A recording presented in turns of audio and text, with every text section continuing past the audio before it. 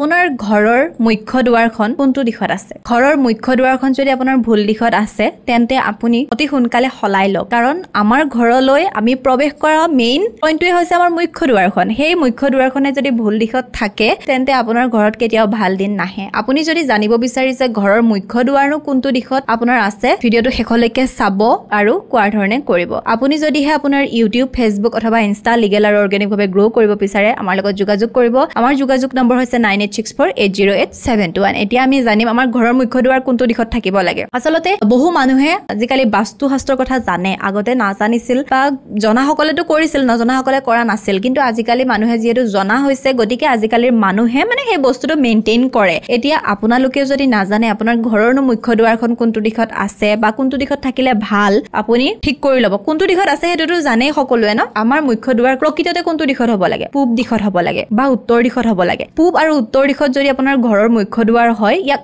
অতি উত্তম বুলি কোৱা হয় খুব ভাল বুলি কোৱা হয় পূব আৰু উত্তৰ দিশত থাকিলে আৰু পূব উত্তৰ দিশত নোৱাৰিলে পশ্চিম দিশত থাকিলেও ইমান এটা সমস্যা নাথাকে কিন্তু ঘৰৰ মুখ্য দুৱাৰখন কেতিয়াও দক্ষিণ দিশত থাকিব নালাগে দক্ষিণ দিশত থাকিলে ইয়াক খুবেই বেছি বেয়া বুলি কোৱা হয় গতিকে আপোনাৰ যদি ঘৰৰ মুখ্য দুৱাৰখন দক্ষিণ দিশত আছে আপুনি দক্ষিণ দিশৰ পৰা